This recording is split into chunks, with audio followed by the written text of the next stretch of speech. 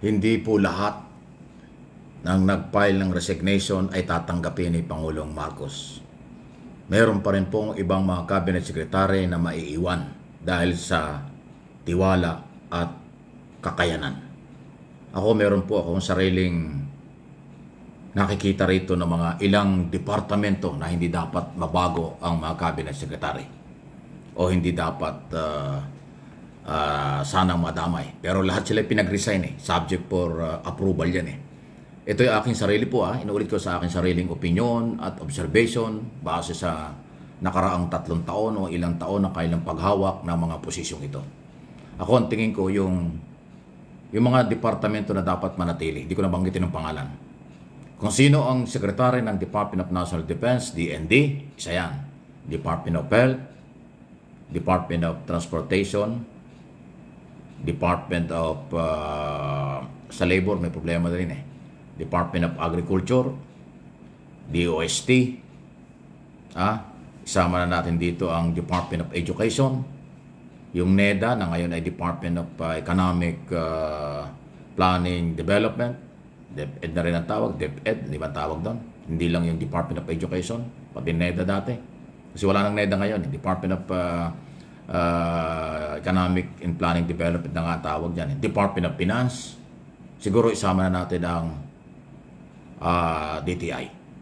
Yan yung ilan lang sa tingin ko ay pwedeng ma-retain, pwedeng manatili. Pero siyempre ang Pangulo pa rin na masusunod, pero hindi niya palitan. Yan ay base sa aking nakikita.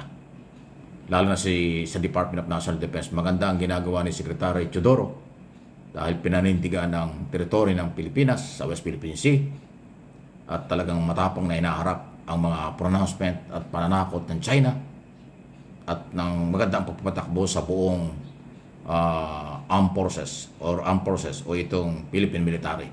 Maganda naman po. Modernization program, disiplina at iba pa. Kaya isa yan.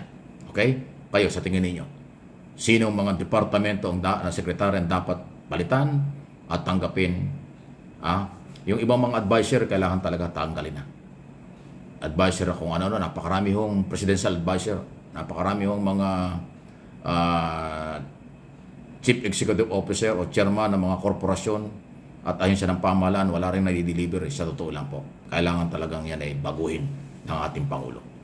Ganun pa man, ito ay aking sarili hong paniniwala na hindi lahat ay tatanggapin na resignation, pero lahat pinag-resign. Kasi magkaiba yan Meron kasi nagsasabing, hindi pa naman nag-resign. Ano ba naman? Para naman kayong nakatulog yata ng ilang araw na hindi kayo nagising. Lahat nga po pinag-resign, lahat nga po nag-file ng resignation, subject for approval na lang. Yun po ang ibig sabihin. Yung iba hindi yata naiintindihan yun pinag-resign na nga, ayaw pang paniwalaan. Okay. Any comment, reaction? Malaya po kayo. Okay? Ito pong nakalipas na halos magtatatlong taon na kasi June 30 ang eksaktong 3 years, first 3 years ni Pangulong Marcos. Maraming nangyari, maraming hindi inaasahan, maaaring may mga pagkukulang, kaya nga ang isip ng Pangulo, magpalit ng gabinete. Dapat talaga mag-adjust na. Pero ito yung aking panawagan po sa inyo. Tulungan po natin ang ating administrasyon dito sa natitirang 3 taon. Kasi ang tagumpay ng Pangulo sa natitirang 3 taon ay para sa mga Pilipino. Pag ito po'y patuloy na sinira at nasira dahil sa interest ng iba, kawawa lagi tayong mga Pilipino. Hindi naman maghihirap yung mga Marcos. Hindi naman maghihirap yung mga politiko at mga malaking pangalan sa politika at sa gobyerno. Laging naghihirap ay mahirap. Laging kawawa ay mahirap. Laging ang marginal sector ay kawawa sa kahit na anong sistema ng gobyerno at anuman ang pagpapalit ng gobyerno. Kaya ating tulungan. May mandate, elected president si Pangulong Marcos, tulungan natin ito hanggang sa uli. Okay? Kayo po mga OFW, mga Pilipino sa buong bansa, itigil na po natin yung mga personal at sariling interest. Tulungan natin. After all, mag-i-eleksyon naman sa 2028 Kung gusto nyo maghawak ng kapangyarihan, daanin natin sa eleksyon. Huwag yung daanin sa paninira. Huwag yung idaan sa paninira para mangagaw. Huwag yung daanin sa paninira para masira ang gobyerno sa taong bayan, para kayo ang paniwalaan. Huwag po yan. Masamang bihikulo yung pang-aagaw. Masamang galaw ang paninira. Masama ring galaw ang gahaman sa kapangyarihan. Meron po tayong political exercise. Napakalinaw na sinasabi ng saligang batas. Every 3 years, merong local and national election. Every 6 years, meron tayong presidential election. Yun pong hintayin natin. Pag eleksyon, napakasimple ng qualification. Nakakaboto naman, nakakatakbo naman ang lahat ng gustong tumakbo. Nakakapag-apply ang lahat ng gustong maglingkod sa bayan. Eh di nang hintayin natin. Bakit palagi kayong gustong-gustong mangagaw? Bakit gustong-gusto nyo magpabagsak ng gobyerno? Bakit pag bumagsak ba ang gobyernong ito, gaganda ba ang buhay ninyo? Lalo ng inyong mga followers, hindi rin na.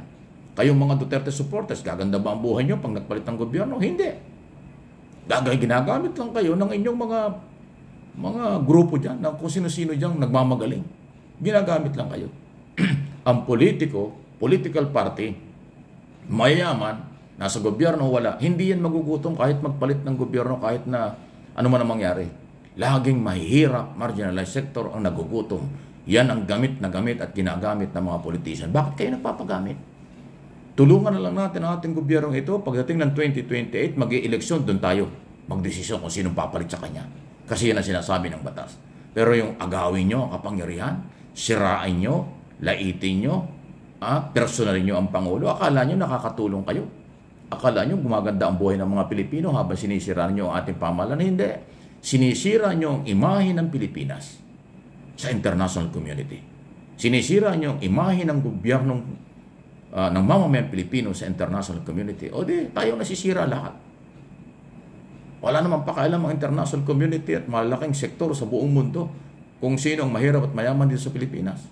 Kung ano ang nakikita at negatibong balitang nakakarating sa kanila, yun ang pinaniniwalaan nila. Di ba?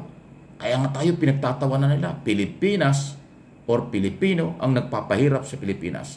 Pilipino ang nagpapahirap sa kapwa Pilipino. Yan ang totoo.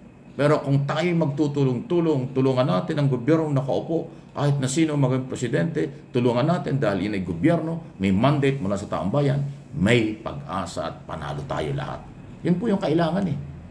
Pero yung pang-aagaw, paninira at kung ano, yan ho ay masamang plano, masamang interes, makasarili, makapili, traidor sa Pilipino at sa bansa. Yun ang galaw nila. Kaya bakit nyo sasamahan? Papakainin ba kayo ng 3 beses ng mga taong yan? Hindi. Pag napwesto mo yung mga yan, magpapayaman lang din. Pag napwesto mo yung mga yan, mga abuso lang yan. Yung mahirap, gamit na gamit kayo before election, during election, after election, gamit na gamit kayo. Pero hindi naman kayo gumagandang buhay. Eh bakit kayo nagpapagamit? Maging matalino para may magandang buhay. Maging maingat para hindi nagagamit. Maging mapagmasid sa kausap, katabi, at kung sino-sino para hindi kayo malinlang. Please like and share, subscribe kung hindi pa dito sa aking mga channel. Mike Abe Opinions at yung isang channel natin, MA Pinoy TV.